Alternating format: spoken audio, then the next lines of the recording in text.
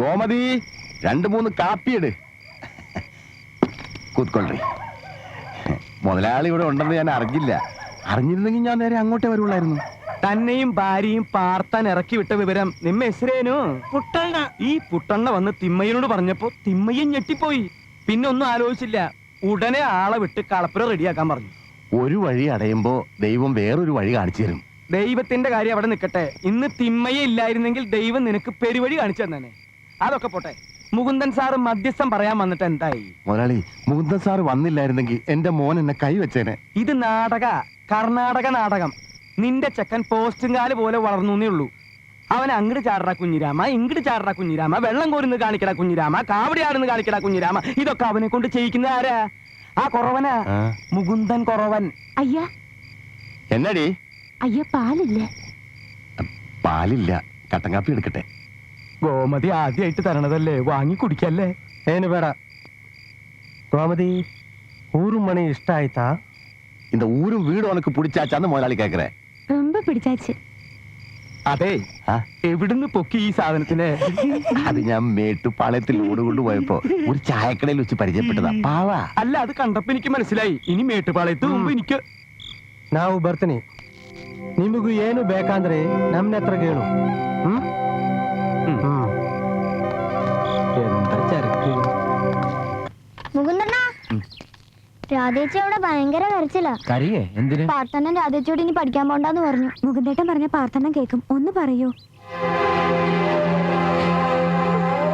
വെള്ളം ഇറങ്ങാതെ ചത്ത തള്ളയുടെ ശവം അനാഥപ്രേതങ്ങളുടെ ആശുപത്രി മോർച്ചറി കിടന്നു 2 ദിവസം. ആരും ഉണ്ടായിരുന്നില്ല തിരിഞ്ഞു നോക്കാൻ. ഇവക്കന്ന് 5 വയസ്സാ. വിശന്നും കരഞ്ഞ് തളർന്ന് ഇവളെയും തോളിലിട്ട് അറവുമാടുകളെ വാങ്ങാൻ ഇങ്ങോട്ട് വരുന്ന തമിഴൻ ലോറി ഡ്രൈവറുടെ കാല് പിടിച്ചിട്ടാ ശവം നാട്ടിലെത്തിച്ചത്.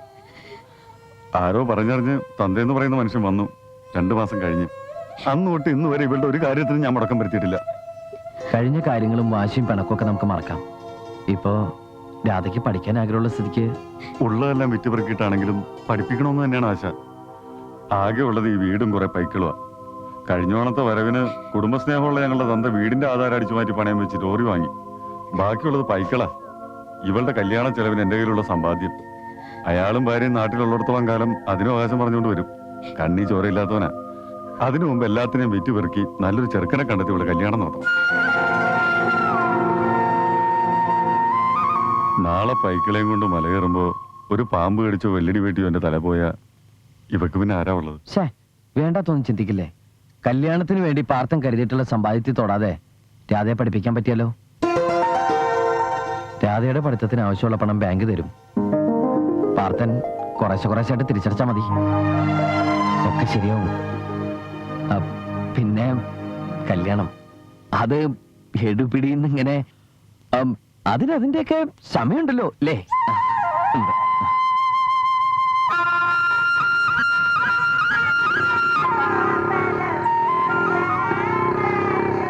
സാറേ, ഞാൻ സാറിനെ കാണാൻ 1-2 തവണ ബാങ്കിൽ വന്നിരുന്നു. എന്താ വിശേഷിച്ച്? എനിക്ക് സാറിനോട് നന്ദി പറയണമെന്ന് തോന്നി. എന്റെ മോൻ എന്നെ വീട്ടിൽ നിന്ന് അടിച്ചിറക്കിയപ്പോ ഒന്ന് തടയാൻ ശ്രമിക്കുകയെങ്കിലും ചെയ്തത് സാറാ. നിങ്ങൾ മര്യാദയ്ക്ക് വന്നിരുന്നെങ്കിൽ ആരെങ്കിലും ഇറക്കി വിടുമായിരുന്നോ? വിവാഹപ്രായം എത്തിയൊരു പെൺകുട്ടിയുള്ള നിങ്ങള് കുറച്ചും കൂടി ഉത്തരവാദിത്തം കാണിക്കണ്ടേ? എനിക്ക് ആ വിചാരമില്ലെന്ന് സാറിന് തോന്നുന്നുണ്ടോ? അവരുടെ അമ്മ മരിക്കുന്നതിന് മുമ്പോ മരിച്ചതിന് ശേഷവും ഇങ്ങനൊരു തോന്നലുണ്ടായിരുന്നെങ്കിൽ ഇതൊന്നും ഉണ്ടാവില്ലായിരുന്നല്ലോ. അവന്റെ അമ്മ മരിച്ചപ്പോ ഞാൻ വന്നില്ല, അത് സത്യ. അന്നെന്റെ സാഹചര്യം അതായിരുന്നു. ഹൈദരാബാദിലേക്ക് ലോഡ് കൊണ്ടുപോയ ലോറി കൊക്കയിലേക്ക് മറിഞ്ഞ് കൂടെ ഉണ്ടായിരുന്ന ഡ്രൈവറും ക്ലീനറും മരിച്ചു. ആയുസിന്റെ ബലം കൊണ്ട് ഞാൻ രക്ഷപ്പെട്ടു. പക്ഷേ 2 മാസം ഞാൻ ആശുപത്രി കിടക്കേണ്ടി വന്നു.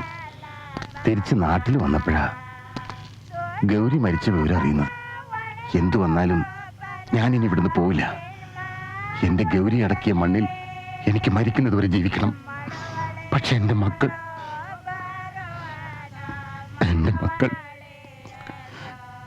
എനിക്കിനി ആരുമില്ല.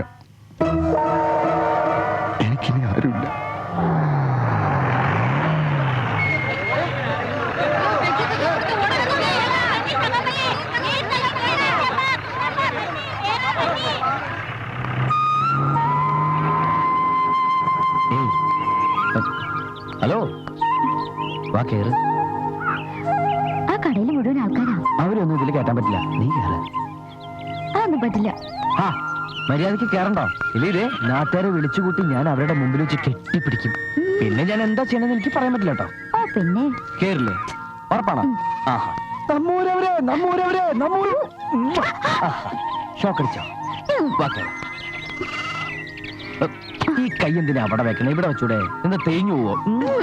ഇല്ല ഇല്ല ഇല്ല, കുഴപ്പമൊന്നും ഉണ്ടാക്കൂല. ഞാൻ പരീക്ഷിച്ചതല്ലേ.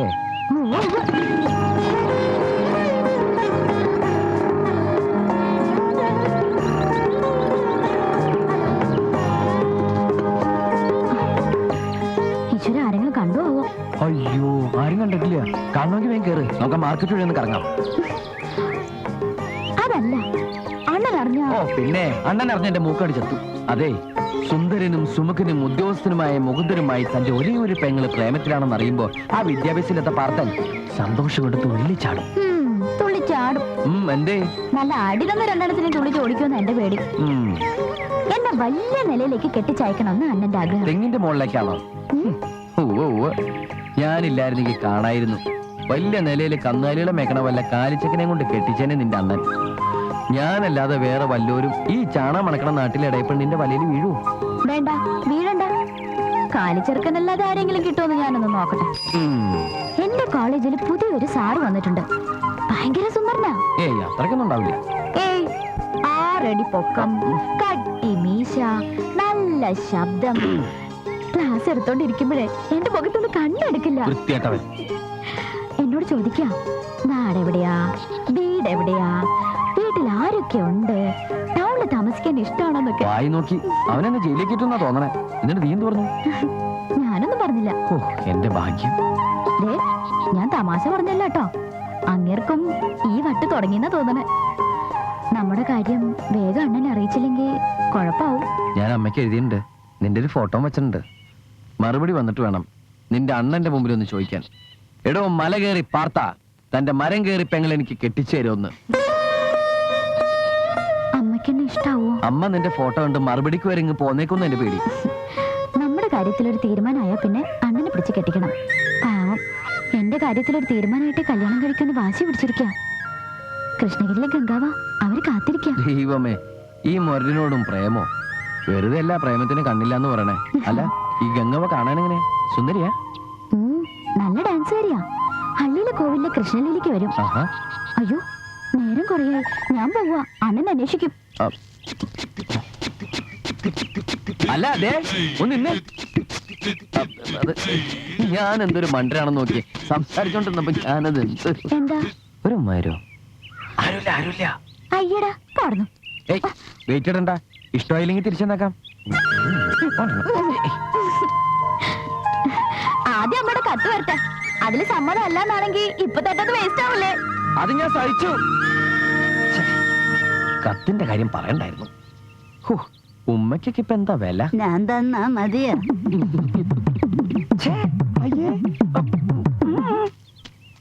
ഇതാണ് ഞാൻ പറയുന്നത്, നിങ്ങൾ ഭാഗ്യവാന്മാരാണെന്ന്. കർമ്മനിരതനും സ്ഥിരോത്സാഹിയുമായ ഒരു ഫീൽഡ് ഓഫീസറെ നിങ്ങൾക്ക് കിട്ടിയതിൽ നിങ്ങൾ ജഗദീശ്വരനോട് നന്ദി പറയുക. പഴയ ലോണുകൾ തിരിച്ചടപ്പിക്കുക, നിങ്ങളിൽ സമ്പാദ്യശീലം വളർത്തുക തുടങ്ങി ബാങ്ക് ഏൽപ്പിച്ച ചുമതലകൾ ഭംഗിയായി നിർവഹിച്ചതിന് ശ്രീ മുകുന്ദനെ ഞാൻ ഹാർദമായി അഭിനന്ദിക്കുന്നു.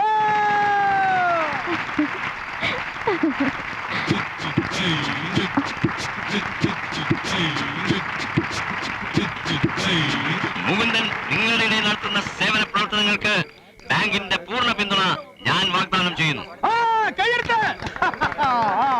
ഇന്ന് ഞാനിവിടെ വന്നിരിക്കുന്നത് നിങ്ങളിൽ സ്വന്തമായി പശുക്കളില്ലാത്തവർക്ക് പശുക്കളെ നൽകുന്ന പദ്ധതി ഉദ്ഘാടനം ചെയ്യുന്നതിനാണ്.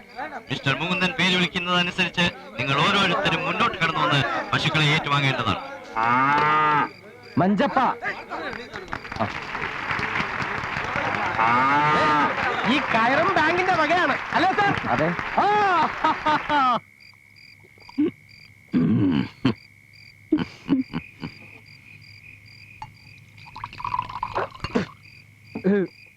എന്നിട്ട് എന്റെ സാറേ, പിന്നീട് ഉണ്ടായതൊന്നും പറയണ്ട.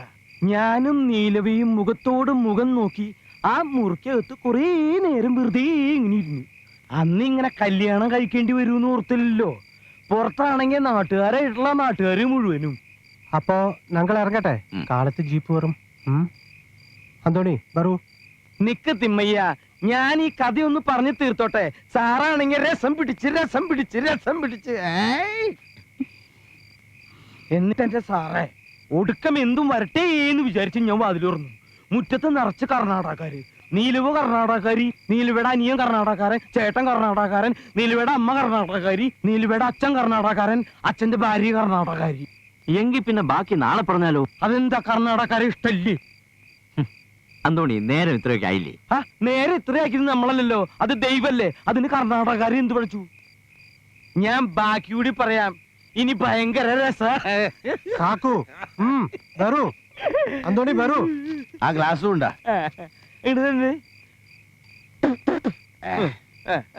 ഒരു സത്യം പറയാം, കർണാടകക്കാരെ ഞാൻ നോക്കി. ഒരു കാര്യം പറയട്ടെ.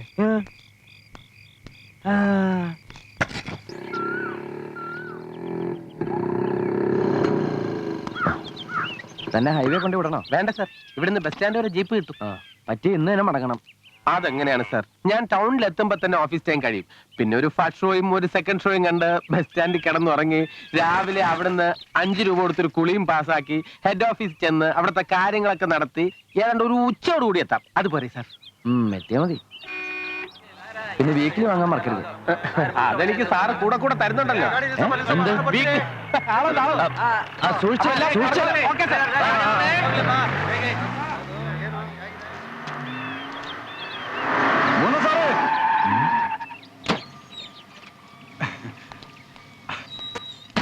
പാർത്ഥൻ, ഞാൻ ബാങ്കിലേക്ക് വരാതിരിക്കായിരുന്നു സാർ. എന്റെ സമയം ശരിയായെന്നാ തോന്നണത്.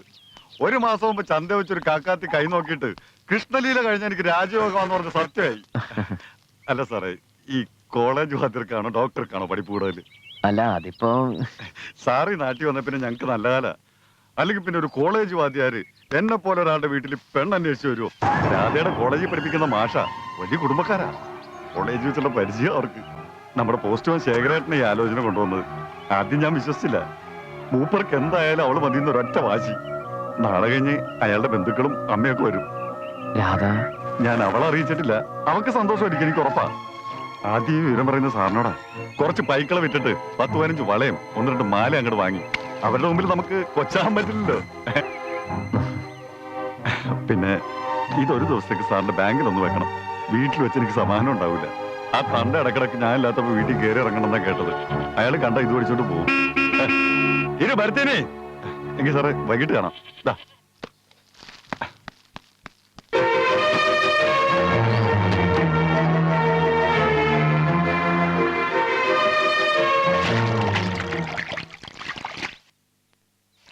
നാളും തീയതിയൊക്കെ നിശ്ചയിക്കാൻ വരട്ടെ.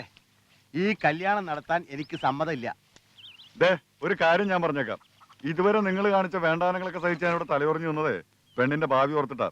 അതിനായിട്ട് അടങ്കൊരിടാൻ നോക്കിയാ. അതേടാ, ഞാൻ കാണിച്ചതൊക്കെ വേണ്ടാതീനാ. അതിനുള്ള ശിക്ഷയായിട്ട് നീ എന്നെ വീട്ടിൽ നിന്ന് ഇറക്കി വിടുകയും ചെയ്തു. അന്ന് നീ പറഞ്ഞ ന്യായം എന്തായിരുന്നു? പ്രായപൂർത്തിയായ പെണ്ണുള്ള വീട്ടിൽ ഞാനും എന്റെ ഭാര്യ അന്തി ഉറങ്ങിയ ആകാശം ഇടിഞ്ഞു വീഴുന്നു അല്ലേ? എടാ അവളെ ആവശ്യമില്ലാത്ത വർത്താനം നിർത്ത്. ഒരു നല്ല കാര്യത്തിൽ ഇറങ്ങുമ്പോഴാ ചുമ്മാ. ആവശ്യമില്ലാത്ത കാര്യോ? അവൾ എന്റെ മോളാ, എന്റെ രക്തത്തിൽ പറഞ്ഞോളാ. ഇപ്പൊ ഇവൻ കൊണ്ടുവന്ന ആലോചനക്കാര് നാളെ ആരുടെയെങ്കിലും വായിന്നത് കേട്ടാ കെട്ടിക്കൊണ്ടുപോയ പെണ്ണെ തിരിച്ച് വീട്ടിൽ കൊണ്ടുവന്ന് ആക്കൂലെന്ന് എന്താ ഉറപ്പ്? എന്ത് കേൾക്കുന്ന പറയുന്നത്? സത്യം പറയുമ്പോ നീ മെക്കെട്ട് കയറാൻ വന്നിട്ട് കാര്യമൊന്നുമില്ല. നീ പൊന്നുപോലെ കെട്ടിപ്പൊഞ്ഞു നടക്കുന്ന നിന്റെ കുഞ്ഞു പെങ്ങളുണ്ടല്ലോ, അവള് നീ ഇല്ലാത്ത നേരത്ത് ഒരുത്തനെ വിളിച്ച് വീട്ടിൽ കയറ്റണോണ്ട് അവന് പായ വരച്ചു. എടാ, നിന്റെ അഭിനയൊന്നും എന്റെ അടുത്ത് വേണ്ട. ഞാൻ ലോകം കുറെ കണ്ടവനാ. ഇതൊന്നും നീ അറിയാണ്ട് നടക്കണെന്ന് പറഞ്ഞാൽ വിശ്വസിക്കാൻ വേണ്ടി അത്ര മണ്ടനൊന്നുമല്ല ഞാൻ. പെങ്ങളെ കൂട്ടിക്കൊടുത്ത ബാങ്ക് ലോൺ കിട്ടും നിനക്ക് ആരാടാ പറഞ്ഞു തന്നത്? മാനം മര്യാദയായിട്ട് കഴിയുന്ന കൊച്ചിനെ കുറിച്ച് അനാവശ്യം പറഞ്ഞ് പരത്തിയാണ്ടല്ലോ കൊല്ലും ഞാൻ. നീ കൊന്നോ? പക്ഷെ അതിനു മുമ്പ് ഞാൻ പറയുന്നത് സത്യമാണെന്ന് അറിയണമെങ്കിൽ നിന്റെ വിശ്വസ്ത ചങ്ങായി ദേ നിൽക്കണ്. ഇവനോട് ചോദിക്ക്, ഇവൻ സാക്ഷിയാണ്. എടാ, ബാങ്കിലെ മുകുന്ദ സാറിനെയും ഇവന്റെ കൊച്ചു പെങ്ങളെയും കൃഷ്ണലീലയുടെ എങ്ങനെയാടാ കണ്ടത്? പറഞ്ഞു കൊടുക്ക്. എങ്ങനെ വൈക്കോലിന് തീ പിടിച്ചെന്നൂടി പറഞ്ഞു കൊടുക്കടാ. എന്താണ് ഉണ്ടായത്? സത്യം പറ. ഈ കേട്ടൊക്കെ സത്യമാണ്. അവര് രണ്ടാളെ ഒരുമിച്ചോടെ കണ്ടു. അവര് തമ്മില് നായിന്റെ മോനെ കൂടെ എന്നെ ചതിക്കായിരുന്നാടാ.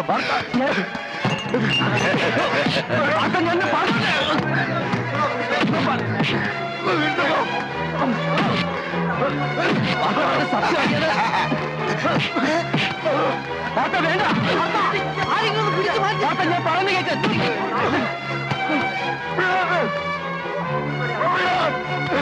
തൊട്ടുമാറി തന്നെ കൊന്നളയല്ലാറ്റിനും ഇതിനായിരുന്നോ സ്നേഹവും ലോയം കാണിച്ച് കൂടെ കൂടിയത്.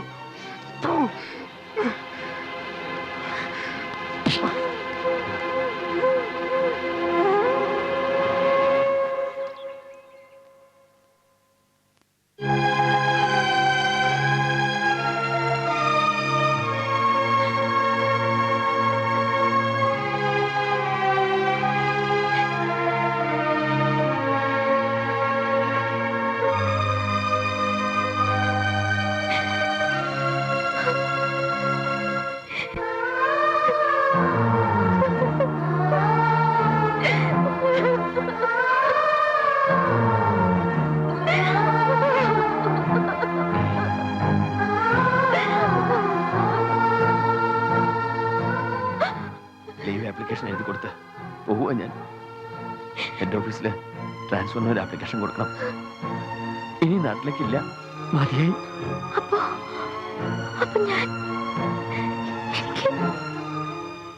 നീ എന്റെ കൂടെ വരുന്നു. എന്ത് തെറ്റാ ഞാൻ ചെയ്തത്? നമ്മൾ തമ്മിൽ സ്നേഹിച്ചതോ വിവാഹം കഴിക്കാൻ ആഗ്രഹിച്ചതോ? ആരും എന്തൊക്കെ പറഞ്ഞു കേട്ടിട്ട് കഴിഞ്ഞൊക്കെ മറന്ന് എന്നെ ഒന്ന് സംസാരിക്കാൻ പോലും വിടാതെ പറ, നീ എന്റെ കൂടെ വരില്ലേ? അണ്ണൻ ചോദിക്കേ, അമ്മയോട് സമ്മതം ചോദിക്കേ. അമ്മയോട് മാത്രം. അമ്മ സമ്മതിക്കും, എനിക്കുറപ്പാ.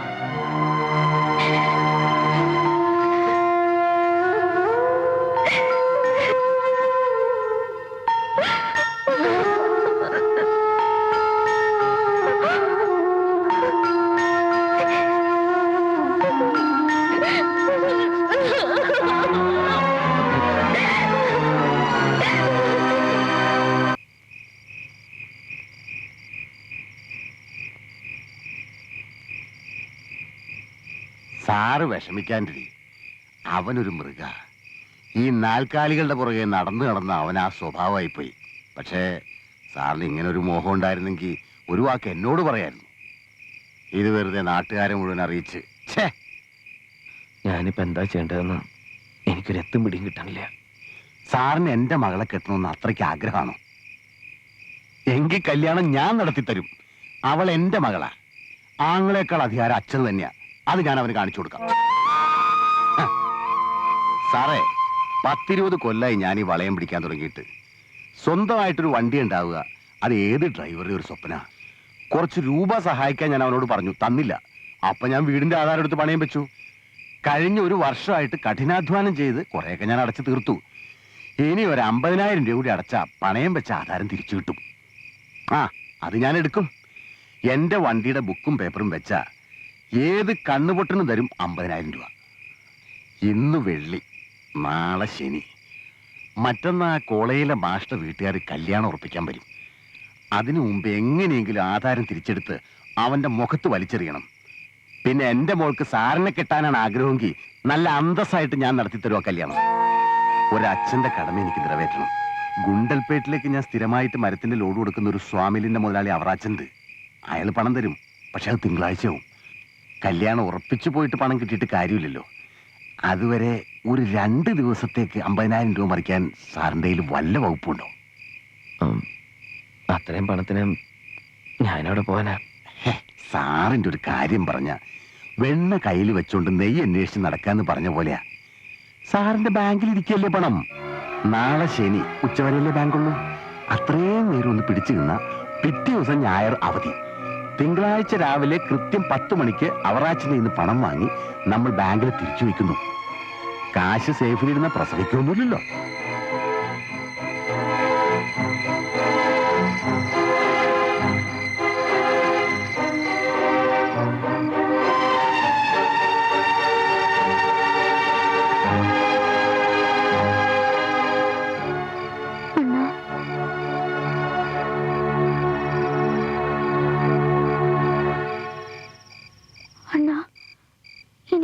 വേണേൽ എന്നെ തല്ലിക്കോ, എന്നാലും എന്നോട് പെണ്ണുങ്ങല്ലേ അണ്ണ.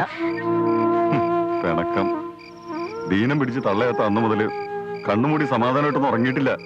എന്റെ ഇഷ്ടങ്ങളെ കുറിച്ച് ചിന്തിച്ചിട്ടുമില്ല. എന്നിട്ട് ഞാൻ ഒരു തെറ്റും ചെയ്തിട്ടില്ല. ഇത് മുകുന്ദേട്ടന്റെ അമ്മ ഞങ്ങൾ തമ്മിലുള്ള കല്യാണത്തിന് സമ്മതാന്ന് പറഞ്ഞ് എഴുത്താ.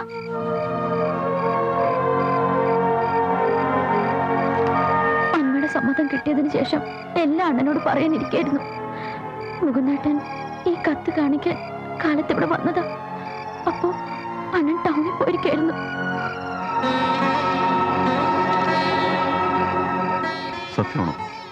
സത്യമാണോ നീ പറയണമൊക്കെ?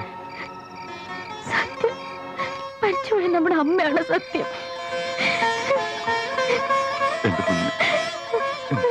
എന്റെ കുഞ്ഞിനെ